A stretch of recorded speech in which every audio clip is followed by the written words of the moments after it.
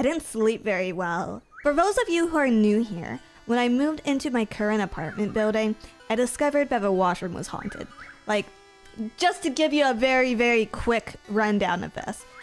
Some nights there'd be like shadows that moved independently of me in the washroom. Irie, thank you for the raid! Yeah, sometimes objects will like move without my interference, even without a breeze, like all my windows. And there's not even a window. There's not even a window in my washroom, so there's no moving air there, right? So like things will like move independently of me. I've had like a glass of water just slide across the counter before, and there's no breeze. And most of these experiences would take place in my washroom until eventually it moved outwards to the rest of my apartment. So like sometimes it would take place in my living room, or sometimes it would take place in my bedroom. And it was kind of scary. It was kind of scary for a while, right? But then eventually stuff stopped happening. And I thought that maybe the ghost got bored. But then after the last stream that we did last year, right? I think maybe the ghost finally came back.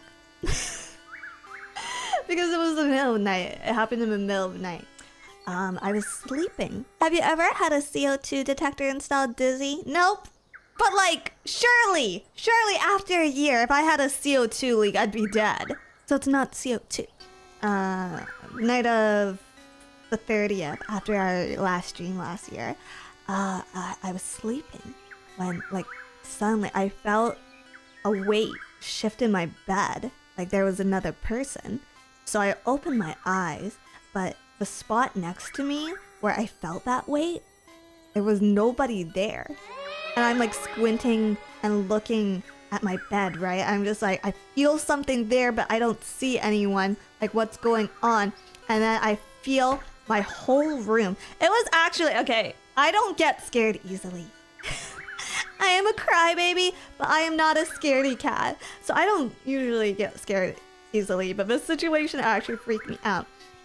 Because I'm like looking at this empty spot on my bed, I feel the room starting to collapse like inwards, like a taco or like a taco or something, like it's just floating inwards.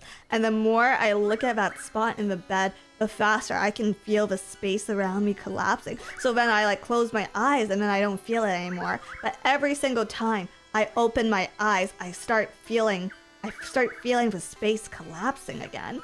It kind of felt like a panic attack, yeah.